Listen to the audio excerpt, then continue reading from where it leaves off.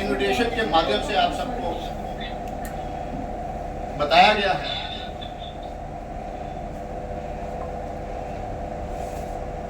सृष्टि की रचना और मानव की रचना का आपसी संबंध क्या है?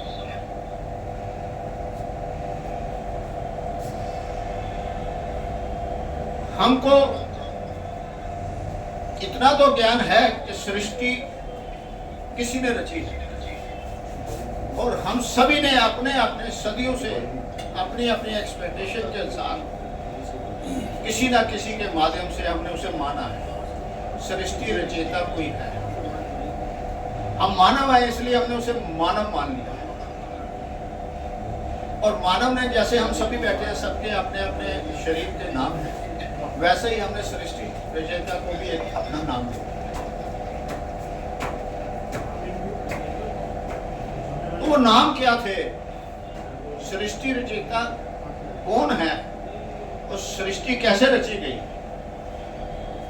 उस पे हम आज कुछ विचार करेंगे, उस पे प्रकाश डालने का कुछ ऐसा उद्यम करेंगे।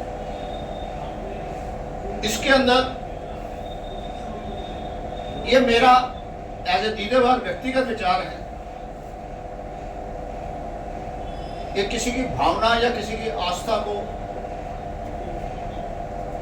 किसी तरीके से टच करने की आवश्यकता नहीं, ना ऐसा कोई विचार है।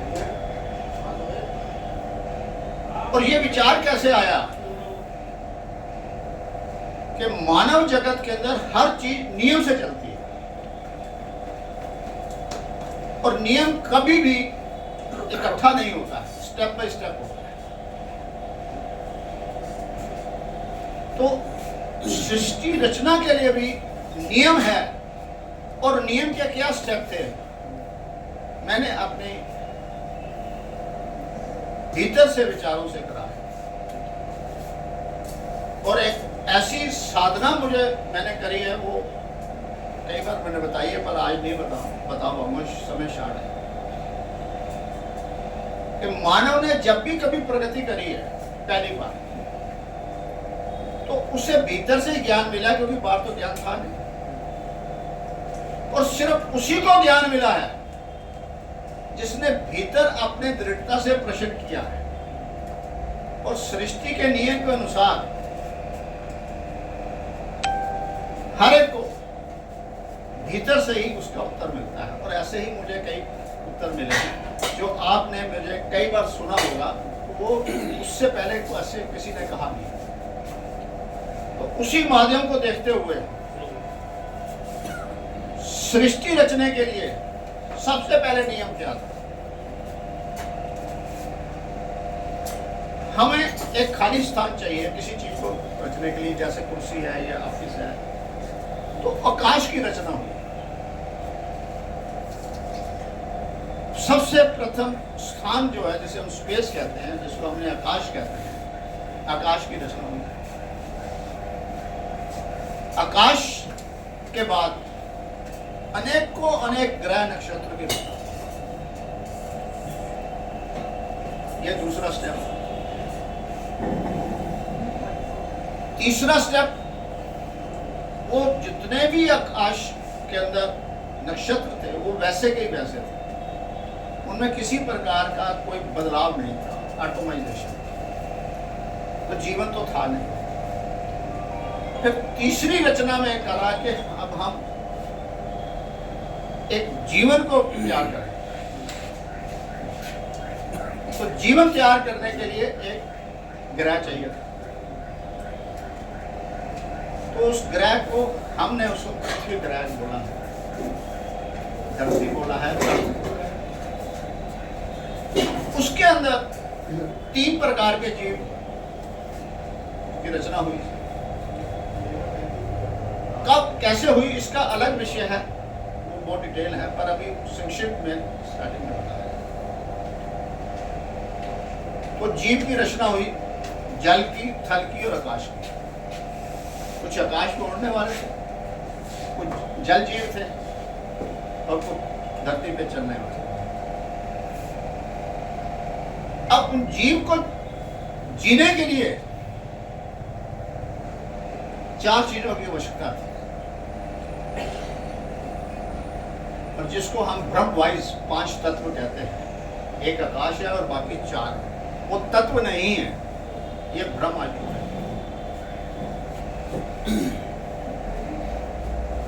तो हर जीव को सबसे पहले जीने के लिए श्वास की आवश्यकता थी।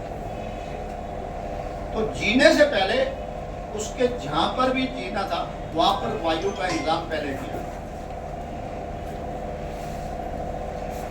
हर जीव के लिए 4 आवश्यकता थी, श्वास के लिए वायु, और फिर शरीर के लिए ताप की आवश्यकता थी। तो सूरज जो है धरती के बिल्कुल पास रखा, तो सूरज से हमें ताप मिला। एक आकाश हो गया, वायु हो गई, अग्नि हो गई। अब उसके बाद तीसरा था शरीर के लिए एक आवश्यकता था जल की आवश्यकता। तो हमने जल ही जीवन बोला है,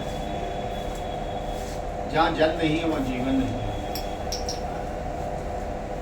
तो चौथा जो है वो जल का निर्माण पहले ही कर दिया गया, और फिर जीने के लिए, शरीर के लिए, आगमन करने के लिए आहार की आवश्यकता थी।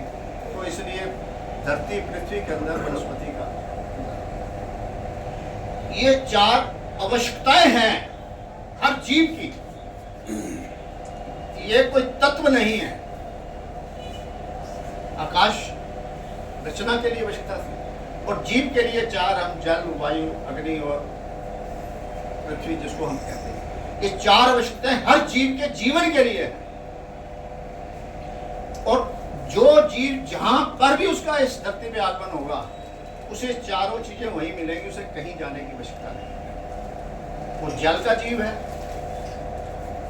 आकाश में उड़ने वाला जीव है, या धरती पे चलने वाला जीव है। सभी को वहीं ये चारों चीजें मिलेंगी जीवन के लिए। हम अपने आप से प्रश्न करें, ये सही है कि नहीं? सही है। तो ये रचना हो गई। तो अब उनमें किसी प्रकार का बदलाव करने की आवश्यकता ही नहीं है, ना वो कर सकते हैं। और सबसे बड़ी बात, जिस नियम से ये सृष्टि रची गई, उस नियम में उसमें बदलाव करने की शक्ति नहीं, वो नियम ही नहीं है। जो जैसा जीव जहां पर है वैसा ही वो रहेगा, वैसे ही खान पान होगा, कोई बदलाव नहीं कर सकता। किसी और जीव में यह संभव है?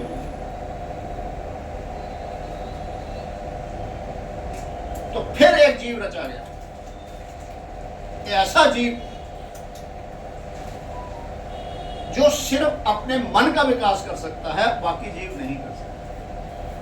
और जिसने अपने मन का विकास करा है उसने स्वयं को मानव कहा। और इसी मानव ने अपने भीतर के विचारों से घबरा गया, डर गया, अंधकार से डर गया, पशु से डर गया, जंगलों में रहता था, तो सहारे को ढूंढने के लिए उसने अपना एक ईष्ट घड़ लिया। किसी ईष्ट ने मानव नहीं बनाया, मानव ने अपने उस डर को दूर करने के लिए अपना अपना ईष्ट बनाया।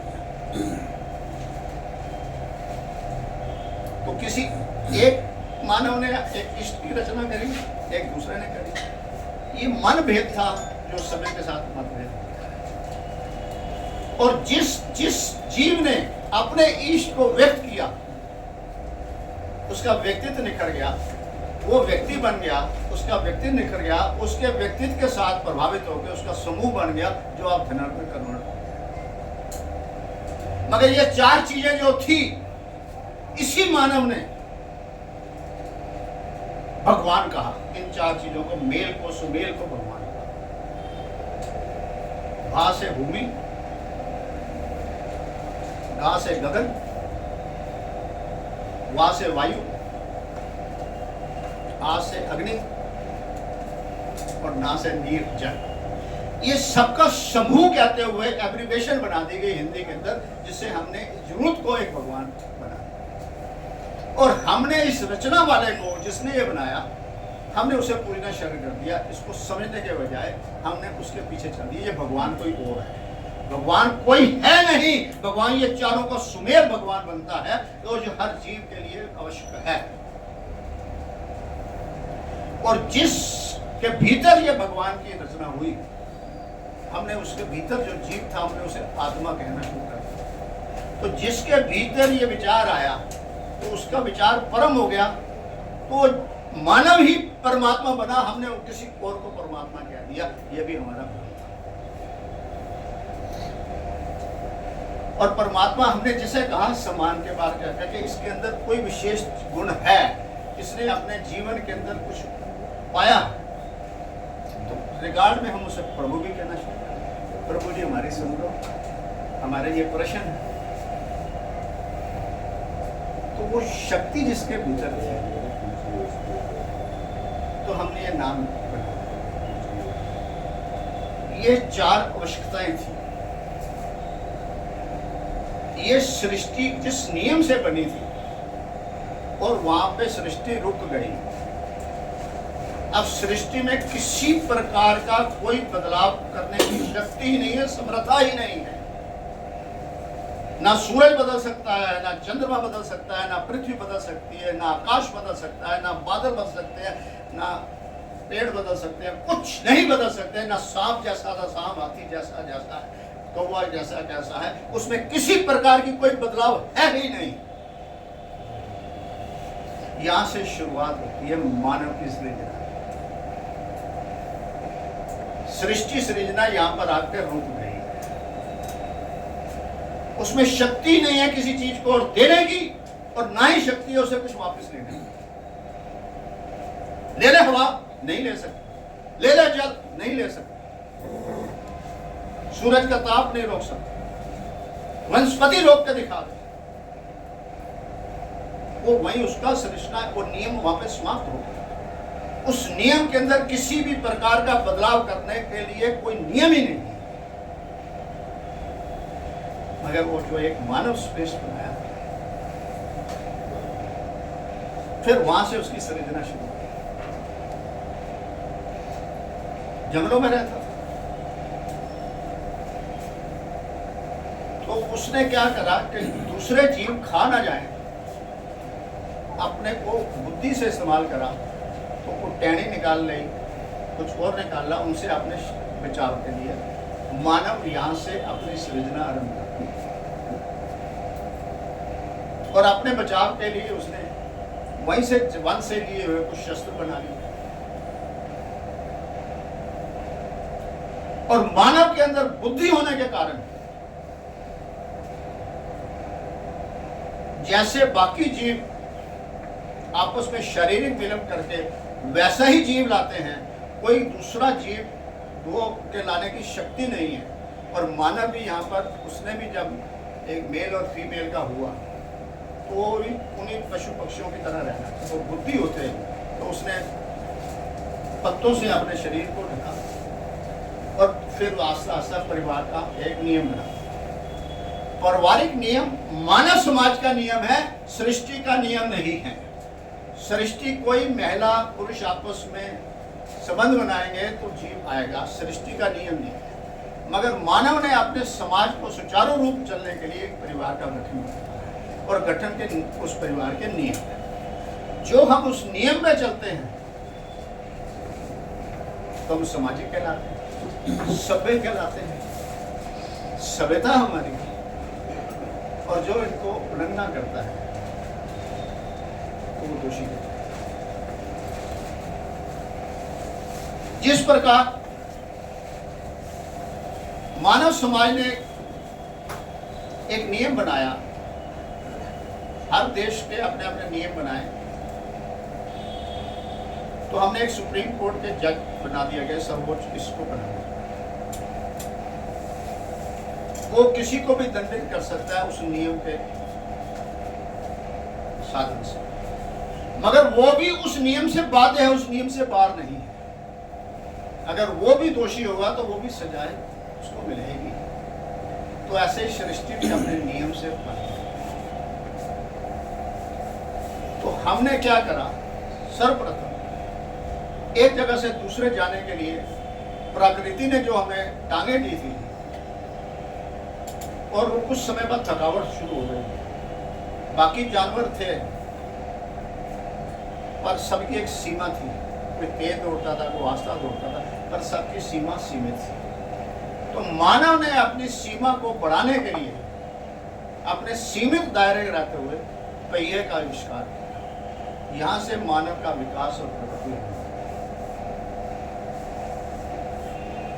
और ये मानव की उत्पत्ति है, ये मानव की सृजना है। सृष्टि की सृजना के एक होने के बाद, मानव को रचने के बाद सृष्टि का काम खत्म हो गया है और मानव का काम आरंभ हो गया है, जो लगातार चल रहा है। सृष्टि की शक्ति सक्षम है पर वो सीमित है। मानव की शक्ति को भी सीमित बनाया पर असक्षम बनता जा रहा है। उसको आंखें दी, इससे ज्यादा दूर नहीं जा सकता। टांगें दी, थोड़ी दूर जा सकता। जबान दी और बोलने के लिए आवाज यहां तक जा सकती। कान दिए, वो सीमित ही दी थी मगर मानव उसमें असीमित नहीं चला गया। आज हम यहां बैठे हैं, ऑनलाइन हमें कौन कहां देख रहा है, सुन रहा है, ये मानव की तो सृजना है। पर मानव अपनी सृजना को किसी और को दे रहा है क्योंकि हमें बताया गया है। तो हमें अपनी शक्ति को सीमित नहीं करना है, मगर अपनी शक्ति की सीमा तोड़ के सीमा बड़ी बनानी है। सीमा में रह के सीमा का करना है। साइकिल से स्कूटर आए, स्कूटर से गाड़ी आई, सीमा में रह के करें। और जिन्होंने सीमा का उल्लंघन करा है उन्होंने पतन करा है, मानव समाज का, सृष्टि का पतन करा है। सो हमें इस बात का भी ध्यान रखना, अपनी शक्ति को कैसे सीमित दायरे के अंदर रख के सीमा को बढ़ाना है। तो ये मानव अगर अपनी सीमा का उल्लंघन करेगा तो अपना जीवन ही नहीं, मानव समाज का भी जीवन है। तो मैं समझता हूं इतनी बात जो मैं कही है, आपको कुछ समझ आई है? हाँ जी। किसी को इसमें अभी कोई प्रश्न करना है तो करें, नहीं तो फिर मैं आगे। मैं 2 मिनट के लिए रुक रहा हूँ क्योंकि हाथ के हाथ ऐड कर रहा हूँ। किसी को यहाँ प्रश्न है कर ले तो फिर मैं आगे चल रहा हूँ। सो मैं 2 मिनट के लिए आपके प्रश्न का इंतजार करूँगा। तो किसी का कोई प्रश्न है तो पूछ सकते हैं।